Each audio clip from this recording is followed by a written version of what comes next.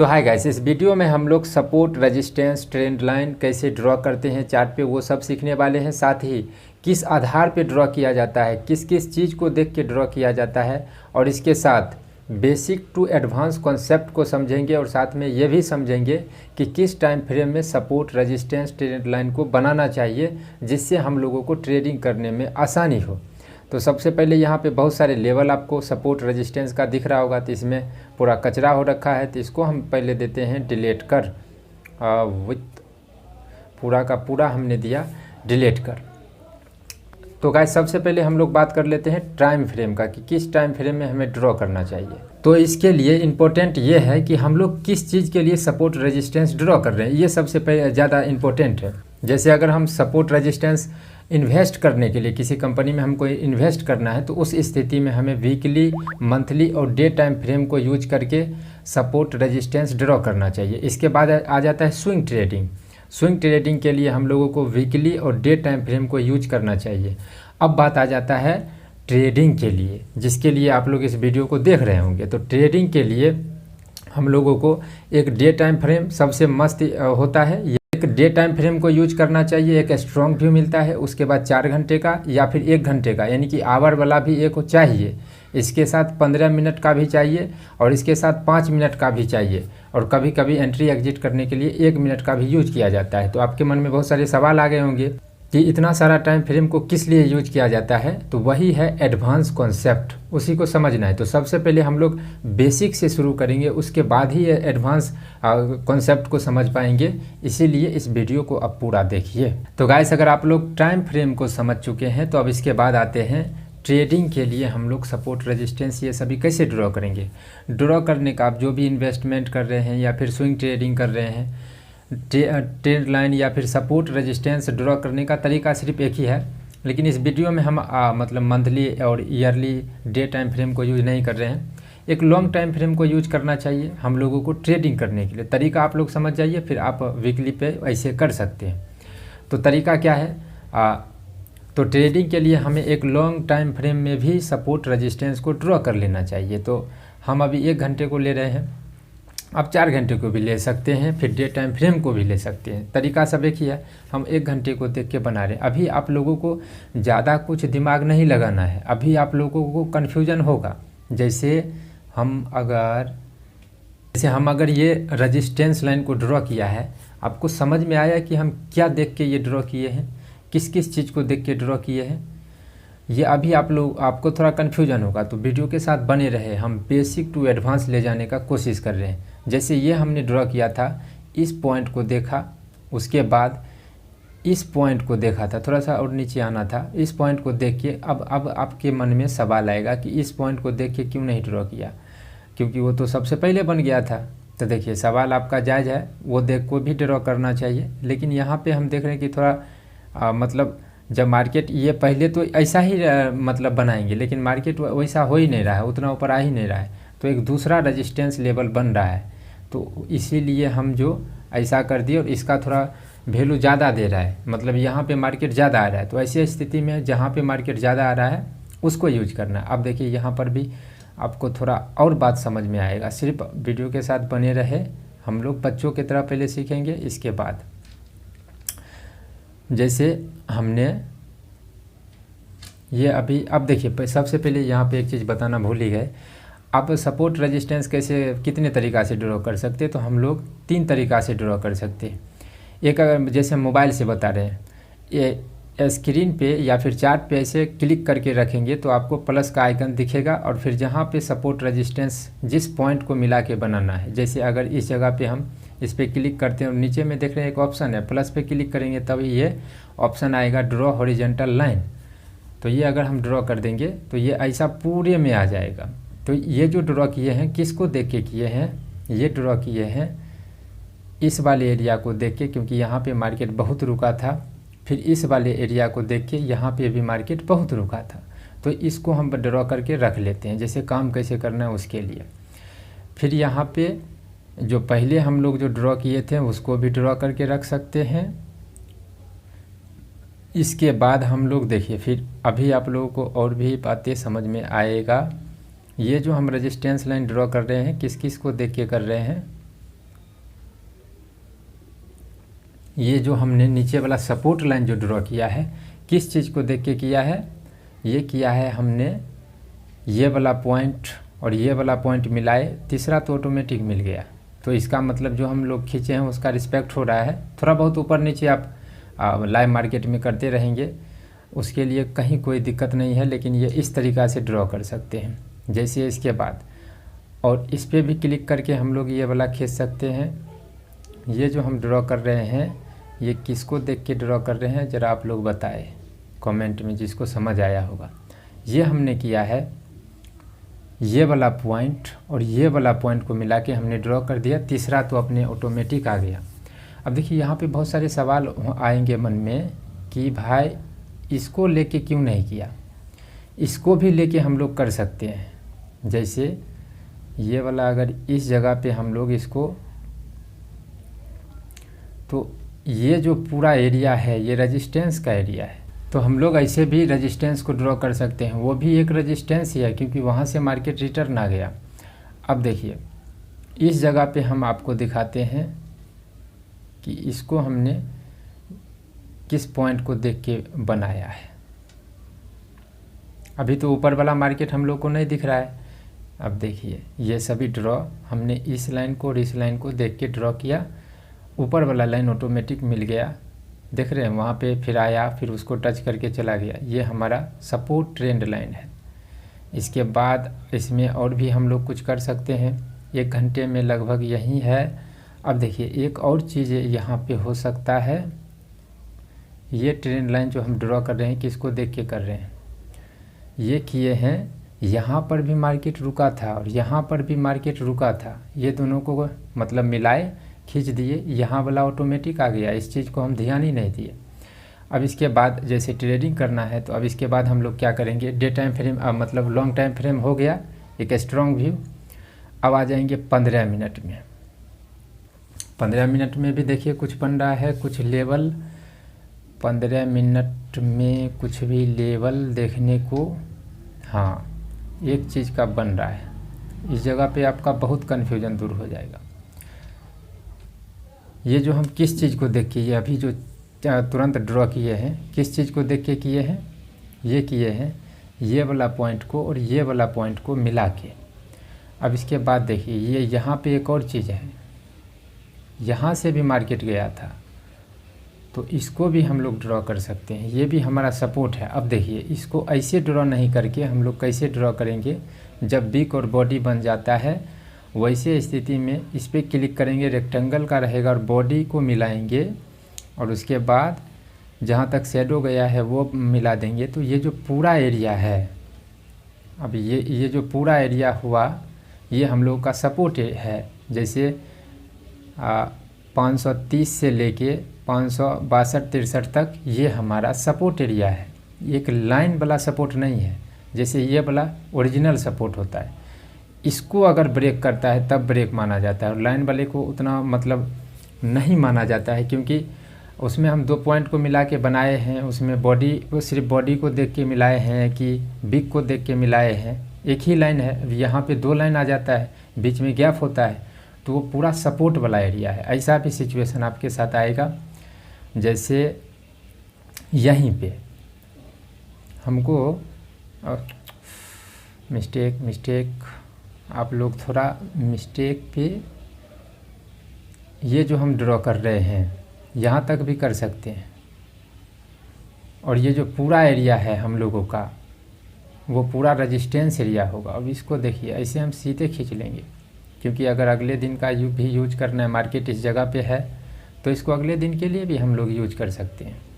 अब देखिए इस जगह पे मार्केट ये जो अभी हमने बनाया है रेक्टेंगल, वो क्या काम कर रहा है, रेजिस्टेंस का, और इस जगह पे क्या काम कर रहा है, सपोर्ट का। क्यों कर रहा है, क्योंकि इसको ब्रेक करके अब जो रेजिस्टेंस था पीछे हम लोगों का भी इस जगह पे सपोर्ट हो गया। और कैसे हो गया, क्योंकि मार्केट भले ही ये फुल बॉडी कैंडल नहीं बन रहा है लेकिन फिर भी इसके नीचे नहीं जा पा रहा है, तो ये जो है यहाँ पे कोई न कोई आदमी रोक रहा है, ये सपोर्ट ले रहा है, तो ये हमारा हो जाएगा सपोर्ट।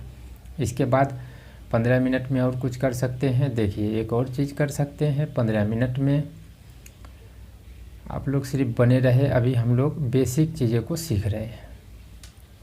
ये जो रेजिस्टेंस लाइन हम देख रहे हैं, बनाए हैं, किसको देख के बनाए हैं? ये बनाए हैं हम ये वाला, क्योंकि 15 मिनट का है, 2 पॉइंट मिला है, ये दोनों को खींच के बना दिए, तीसरा ऑटोमेटिक बन गया, चौथा बार इस लाइन पे नहीं आ रहा है, लेकिन मतलब एक जा तो रहा है एक रेजिस्टेंस लेकर। अब इसके बाद मतलब सपोर्ट लेकर जा रहा है, रेजिस्टेंस लेके आता है। यहाँ पे देखिए एक और ट्रेंड लाइन बन सकता है। यहाँ से अगर हम लोग बनाएंगे तो ये ऐसा भी बन रहा है।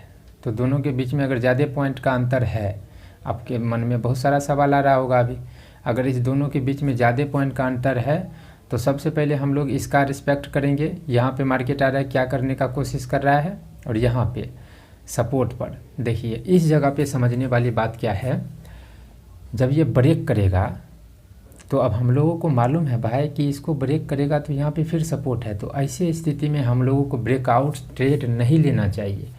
ऐसे में अधिकतर बार फॉल्स ब्रेकआउट हो जाता है। जैसे आप लोग सवाल पूछते होंगे फॉल्स ब्रेकआउट को कैसे पता करें, तो हम लोग एक रेजिस्टेंस, एक सपोर्ट लाइन को तो खींच लेते हैं, लेकिन लॉन्ग टाइम में अगर खींचेंगे तो पता चलेगा भाई नहीं, यहाँ पे नीचे सपोर्ट है। जैसे अगर हम लोग ये वाला लाइन नहीं खींचते और सिर्फ इसको, ये वाला लाइन को हम डिलीट ही कर देते हैं और इसको सिर्फ खींचते, तभी क्या दिख रहा है, मतलब ब्रेक किया है। और जैसे ही इसको खींच लेंगे तो सीधे अरे एक और सपोर्ट है, तो यहाँ पे खेला हो सकता है। जैसे ये मतलब 100% तो कोई भी नहीं होता, लेकिन जब इसको ब्रेक करेगा तो चांस है कि ट्रैप कर ले या फिर फॉल्स ब्रेकआउट हो जाए। ये भी हम कर सकते हैं। उसके बाद 15 मिनट में और कुछ भी नहीं कर सकते।